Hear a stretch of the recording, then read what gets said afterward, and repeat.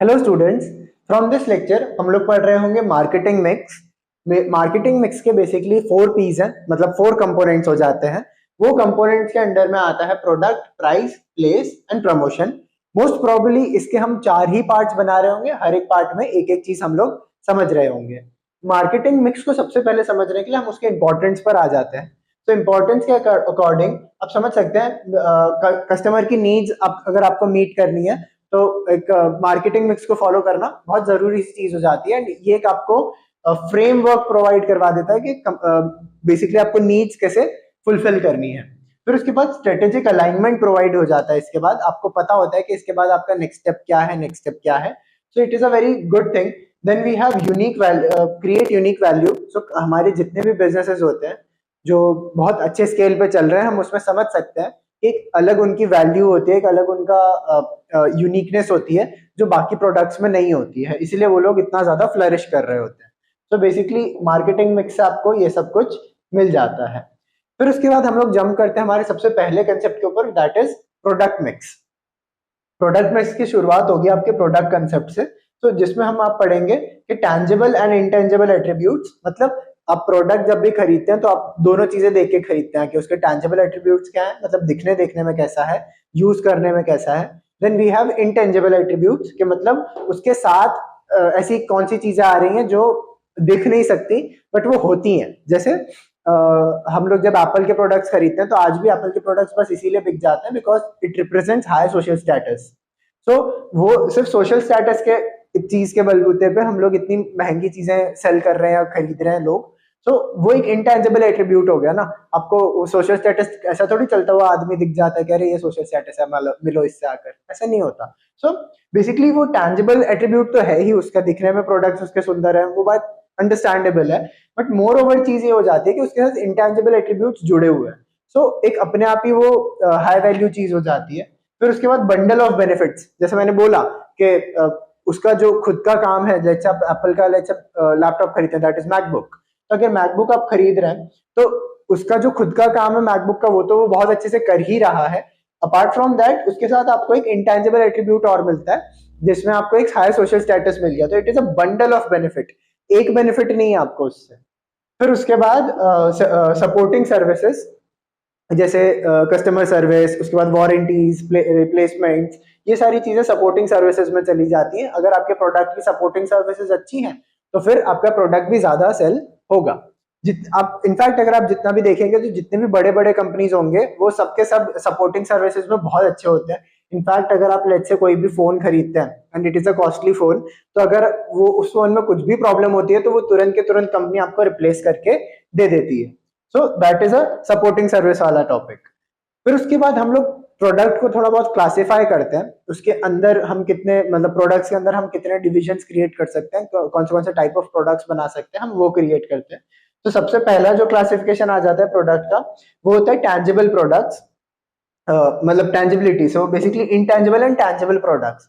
सो अब जैसे मैं आपको पढ़ा रहा हूँ तो ये तो कोई ऐसे पढ़ाने वाली कोई ऐसे वो प्रोडक्ट थोड़ी है कि मैं पढ़ा रहा हूँ ये पढ़ाई है, ऐसे प्रोडक्ट नहीं है ये। तो it is a intangible product जो मैं आपको मतलब काइंड ऑफ मैं आपको डिलीवर कर रहा हूँ। Then we have tangible products. Tangible products मतलब ये मार्केट से लेके लैपटॉप वगैरह, ब्रश वगैरह सब कुछ आप ले लीजिए, वो टैंजिबल प्रोडक्ट की कैटेगरी में फॉल करते हैं। Then we have durability. So durability में दो चीजें आ जाती हैं, ड्यूरेबल एंड नॉन ड्यूरेबल चीजें। ड्यूरेबल मतलब आप मान के चलिए आपका फ्रिज, एसी, टीवी, ये सारी चीजें ड्यूरेबल हो जाती है क्योंकि आप ये बहुत लंबे लंबे टेन्योर तक चलाते हैं एंड फिर उसके बाद आपको खरीदनी पड़ती है। So it is around around 10-15 years, फिर उसके बाद हम लोग खरीद रहे होते हैं। Then we have non durable products. Non durable products मतलब जितने भी, जैसे टूथब्रश हो गया आपका, वो आपको थोड़े टाइम में चेंज करना ही पड़ेगा। So it is a non durable product, मतलब comparatively it is a non durable product. फिर उसके बाद आ जाते हैं यूजेस पे। सो कन्वीनियंस गुड्स पे आ जाते हैं सबसे पहले। कन्वीनियंस गुड्स मतलब जो आपको डेली डेली खरीदने होते हैं, जैसे पेन, पेंसिल, रबर, इरेजर आपके खर्चे में आ जाता है। So it is a daily product, आपको हर एक एक दो दो हफ्ते में इस पर खर्चा करना ही पड़ता है। इट इज अ रेगुलर मतलब खर्चा, and you don't have to think अरे मेरे को तो पेन खरीदनी है, ऐसा हमको सोचना नहीं पड़ता, हम लोग ले सकते हैं जाकर। फिर उसके बाद आ जाते हैं स्पेशलिटी प्रोडक्ट्स जो हम वंस इन अ वाइल खरीदते हैं। जैसे एकदम से हमें कार खरीदनी है या फिर घर खरीदना है या फिर ऐसे कोई प्रोडक्ट है जो बहुत कॉस्टली हो जाते हैं, वो स्पेशलिटी प्रोडक्ट्स में आ जाते हैं। अनसॉल्व प्रोडक्ट्स मतलब वो सारे प्रोडक्ट्स जिसके बारे में आप कभी सोचते नहीं है, जैसे इंश्योरेंस हो गया, फिर उसके अलावा फ्यूनरल सर्विसेज हो गई। तो ये सारे प्रोडक्ट्स के बारे में हम सोचते नहीं है, ये बस जब जरूरत पड़ती है तब हम ले लेते हैं ऐसा करके। Then we have shopping products, मतलब जिसमें आपको सोचना पड़ता है कि इनके फैशंस क्या हैं, क्या चीजें हैं। तो ये सारी चीजें उस कैटेगरी में फॉल हो जाती है। फिर उसके बाद हम लोग आ जाते हैं components of product mix. So components basically 5 components हैं इसके, जो हम एक एक करके समझेंगे। तो सबसे पहले तो प्रोडक्ट कैरेक्टरिस्टिक्स आ जाता है, जिसमें हम लोग बात कर रहे होते हैं variety, quality, design, features and warranties and returns पर। तो हम लोग इसमें देखेंगे कि वैरायटी मतलब जैसे एक प्रोडक्ट है, मैंने अभी आपको बोला कि अब आप एप्पल के प्रोडक्ट्स लेते हैं तो उसमें बहुत वाइड रेंज ऑफ वैरायटीज होती हैं। They have phones, they have tablets, they have their MacBooks, they have their watches. तो बहुत सारी वैरायटी है उनके प्रोडक्ट्स में। और वो अंदर इंटरनली भी प्रोडक्ट में भी बहुत वैरायटीज है, फोन्स भी उनके बहुत टाइप के हैं, मैकबुक्स भी बहुत टाइप्स के हैं। ठीक, वो वैरायटी वाला चेक बॉक्स उनका क्लिक हो जाता है। देन उसके बाद क्वालिटी प्रोडक्ट्स, ऐसा भी नहीं है कि आपने वो प्रोडक्ट खरीदा एंड कल आके खराब हो गया एंड उसके बाद आपको कोई प्रॉब्लम, बहुत सारी प्रॉब्लम फेस करनी पड़ रही है।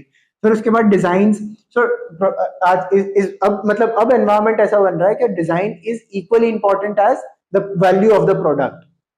तो डिजाइन भी एक अच्छा मतलब जरूरत हो जाती है। देन फीचर्स, कितने नए फीचर्स हैं, हम जो फीचर्स यूज कर रहे हैं वो बहुत टाइम से यूज कर रहे हैं। सो अब जो नई चीजें आ रही हैं वो कैसी हैं, कितनी एफिशिएंट है। बहुत सारी चीजें होती हैं, जैसे वो हमारे पास पहले कैसे कीपैड वाले छोटे से फोन आते थे जिसपे फोन के अलावा और कोई काम भी नहीं होता था, वो सिर्फ स्नेक वाला गेम होता था। और अब वो जमाने से आप इस जमाने में स्विच करेंगे तो क्या क्या ही नहीं हो गया, फ्री फायर, पबजी वगैरह क्या क्या है। सो ये सारे एक फीचर्स की कैटेगरी में फॉल करते हैं। जैसे जैसे हमारी चीजें ग्रो करती हैं वो नए नए फीचर्स आते जाते हैं। देन वारंटी एंड रिटर्न, जैसा मैंने यहाँ पे नीचे बोला था आपको कहीं पे तो कि सपोर्टिंग सर्विसेज में कि वारंटीज एंड रिटर्न्स एक बहुत इंपॉर्टेंट एंड क्रूशियल पार्ट हो गया आज के टाइम पे, कि कोई भी प्रॉब्लम हो जाती है प्रोडक्ट में तो कितने टाइम तक वो वारंटी के अंदर है और आप उसको लगभग फ्री में ही रिपेयर या तो रिप्लेस करवा सकते हैं। So it is on that part. फिर उसके बाद आ जाता है ब्रांडिंग। तो ब्रांडिंग इज इक्वली इंपॉर्टेंट। जैसे हम लोग बोलते हैं ना ब्रांड है, तो वो ब्रांड ऐसे ही नहीं है, बस उसकी हमने कुछ कुछ चीजें उसकी देखी हैं। एक तो प्रोडक्ट डिफरेंशिएशन, अब कोई भी ब्रांड का प्रोडक्ट देखोगे तो वो ऐसे ही आलतू फालतू प्रोडक्ट नहीं होता, वो एक अच्छा प्रोडक्ट होता है एंड वो अपने मार्केट में एक अच्छी जगह क्रिएट करके रखता है लोगों के लिए कि अगर आपको ये लेना है तो ऐसे लो। जैसे हमको पता है कि कैमरास की बात आती है तो फिर हम लोग कोई भी मतलब आप किसी से भी पूछेंगे तो वो ये बोलेगा कि Apple is a good product. अब वो है नहीं है वो बात डिफरेंट है, बट द थिंग इज कि उसने एक अपनी प्रोडक्ट डिफरेंशिएशन ब्रांडिंग में क्रिएट कर दी है कि ठीक है अगर आपको कैमरा लेना है then you have to take iPhone. So हमने ये चीजें क्रिएट कर दी हैं। फिर उसके बाद ब्रांड रिकॉग्निशन, आज के टाइम पे अगर मैं सिर्फ आधा कटा हुआ एप्पल रख देता हूँ तो it is more recognised as an Apple company rather than the Apple. तो ये ब्रांड रिकॉग्निशन जैसी चीज आ जाती है। ब्रांड लॉयल्टीज आ जाती हैं। जैसे अब मैंने बहुत बार सुना है ऐसा कि मैंने तो स्टार्टिंग से एप्पल यूज किया तो I don't know how to switch into Android. Similarly Android वालों के साथ होता है कि हमने तो बहुत बचपन से एंड्रॉइड यूज किया है तो फिर we don't know how to use Apple. तो एक ब्रांड लॉयल्टी क्रिएट हो जाती है कि मैं तो यही चीज यूज करूंगा। जैसे मैंने बहुत जगह कार्स का भी देखा है, लोग बोलते हैं कि नहीं मुझे तो यही पर्टिकुलर ब्रांड की कार्स चाहिए, मुझे तो यही आती है, मेरे को तो यही चलेगी। तो it is a kind of brand loyalty. कुछ बहुत ज्यादा डिफरेंट नहीं हो जाएगा उधर जाकर, बट एक ब्रांड की लॉयल्टी है आपकी कि मैं यही ब्रांड यूज करता हूँ। फिर उसके बाद आ जाता है पैकेजिंग। तो पैकेजिंग के बेसिकली 3 लेयर्स होती हैं। एक तो होता है प्रोटेक्शन, सबसे पहली चीज कि आप जो प्रोडक्ट डिलीवर कर रहे हैं वो खराब ना हो जाए। कि लेट्स से मैं मार्कर डिलीवर कर रहा हूँ तो मैं सबसे पहले इसके ऊपर रैप लगाऊंगा ताकि ये डैमेज ना हो, इसका लेट्स से ढक्कन वक्कन ना टूट जाए ट्रैवल करते वक्त या ट्रांसपोर्ट करते वक्त। तो ये सारी चीजें इंपॉर्टेंट हो जाती हैं। देन इंफॉर्मेशन कि मेरे ब्रांड का नाम हो, इस पे कैसे यूज करना है वो सब लिखा हो। तो ये सारी चीजें उसमें आ जाती हैं इंफॉर्मेशन में। देन वी हैव अट्रैक्टिव्स कि इसका रेड कलर हो, और रेड मार्कर है तो रेड कलर होना चाहिए बाहर, फिर उसके ऊपर व्हाइट पैकेजिंग अच्छी लग रही है। तो ये सारी चीजें अट्रैक्टिवनेस में आ जाती है कि मुझे देखने में अच्छा लगे। ओह सॉरी, एक और चीज है। Then last the thing is convenience. Product आप पैक करते वक्त कुछ ऐसा नहीं कर देंगे कि उसको यूज करना इनकन्वीनियंट हो जाए। अब लेट्स से मैं ये मार्कर को मतलब ऐसे बहुत ही बड़ा बना दूं सिर्फ पैकेजिंग की वजह से कि बड़ा होगा तो फिर अच्छा रहेगा, पैकेजिंग का कॉस्ट बचेगा मेरा, एंड अच्छा चलेगा, बट इतना लंबा मार्कर लेट से बना दिया अब मैंने तो कोई यूज ही नहीं कर पाएगा कोई भी। सो एक कन्वीनियंस वाली चीज उसमें बहुत इंपॉर्टेंट हो जाती है। Then we have product line. तो प्रोडक्ट लाइन में बेसिकली आप ऐसे समझ सकते हैं कि ये पॉइंट्स आप समझेंगे ना तो अपने आप आपको प्रोडक्ट लाइन समझ आना शुरू हो जाएगा। सो बेसिकली ये समझिए कि टारगेट डिफरेंट मार्केट सेगमेंट्स। अब जैसे हाँ ठीक है, चलो मार्कर्स पे ही आ जाते हैं। ठीक है, अब ये मार्कर वाली जो कंपनी है, ये किसका मार्कर है? कैमलिन का मार्कर है, राइट। सो कैमलिन के मार्कर की जो कंपनी है, अब ये कैमलिन कलर्स भी बनाती है, कैमलिन ज्योमेट्री बॉक्सेस भी बनाती है। तो इनके पास एक वाइड रेंज ऑफ प्रोडक्ट है जो बहुत अलग अलग मार्केट को केटर करता है। लेट्स से मैं व्हाइट बोर्ड यूज कर रहा हूँ तो मेरे को ये मार्कर की जरूरत है। मैं अगर लेट्स से नोटबुक में लिख रहा हूँ तो मुझे पेन की जरूरत है। अगर in fact they also produce notebooks. तो अब जैसे आप जहाँ पे नोट्स बना रहे होंगे मेरे लेक्चर्स के साथ साथ, वो मे बी कैमलिन की बुक हो, तो क्या हो गया, एक बेसिक वो आपकी एक जो वैरायटी ऑफ नीड थी वो कवर हो गई। जैसे मेरी नीड में भी कैमलिन काम आ गया, आपकी नीड में भी कैमलिन काम आ गया। सो it is a target different market segments. आपने बहुत मार्केट सेगमेंट्स को टारगेट कर लिया, टीचर्स को भी कर लिया, स्टूडेंट्स को भी कर लिया। सो एक टारगेट डिफरेंट टारगेट, बहुत सारे टारगेट्स हो गए। फिर उसके बाद cross selling opportunities. Cross selling opportunities आप ऐसे समझ लीजिए कि जैसे अब आप एकदम से एक गवर्नमेंट लॉ आ गया कि बच्चों को घर पे एक व्हाइट बोर्ड रखना जरूरी है।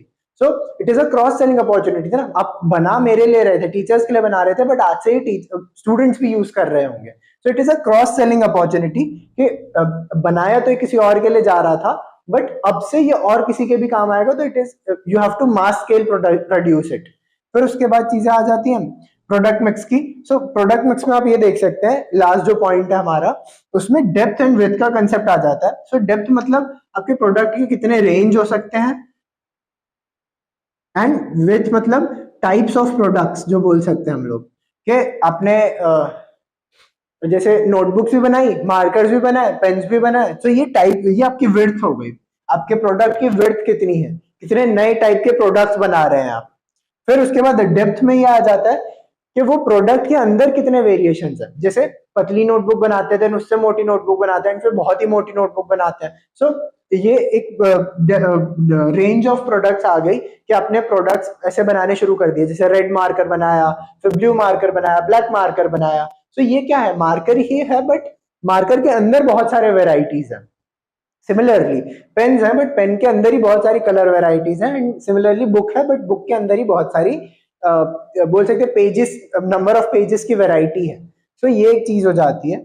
फिर उसके बाद इंपॉर्टेंस ऑफ प्रोडक्ट मिक्स पे आ जाते हैं हम लोग कि product mix, particularly product mix के क्या इंपॉर्टेंस है। हम लोग ये सारे लगभग यही सारे टॉपिक्स ना आपके प्राइस में भी होंगे, प्लेस में भी होंगे, एंड प्रमोशन में भी होंगे।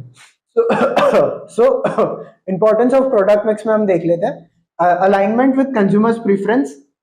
अब कंज्यूमर की प्रेफरेंस चेंज होती रहती है। एक सेट प्रेफरेंस नहीं है कि हमने जो पहले बनाया था वही चलता रहेगा एंड वही बिकता रहेगा, सब कुछ हो जाएगा। जैसे ये मार्कर इनोवेट हुआ, थोड़ा सा इन लोगों ने लॉन्ग राइटिंग बना दिया, या फिर डिजाइन थोड़ा चेंज कर दिया, लिखने में बहुत अच्छा हो गया, अब ये टिप इनकी स्ट्रॉन्ग कर दी, या फिर कोई भी एक पर्टिकुलर मेरी जो नीड थी, जो मेरी प्रॉब्लम थी, इन लोगों ने और वो सॉल्व कर दी। सो एक अलाइनमेंट होना चाहिए हमेशा से आपके कंज्यूमर प्रेफरेंस के साथ जो आपको प्रोडक्ट मिक्स प्रोवाइड करता है। Then we have enables differentiation from other brands. So वही जैसे हमने इनोवेट किया, अलाइन हमारे कंज्यूमर प्रेफरेंस के साथ अलाइन करते करते इनोवेट किया इन लोगों ने, एंड फिर उसके बाद अपने आप ही वो एक स्टैंड आउट प्रोडक्ट बन गया जो सबको मतलब अच्छा लगने लगा एंड सबको चाहिए, जो बाकी ब्रांड्स नहीं बना पा रहे हैं। So it is a differentiation create कर देता है आपके बाकी प्रोडक्ट्स में से। Then allow strategic decision making.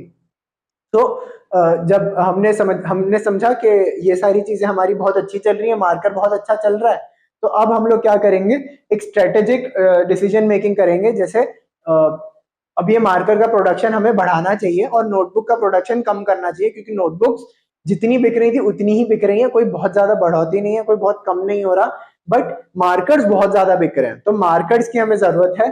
तो मार्कर्स की वजह से हमने एक डिसीजन बनाया कि मार्कर्स और प्रोड्यूस किए जाएं।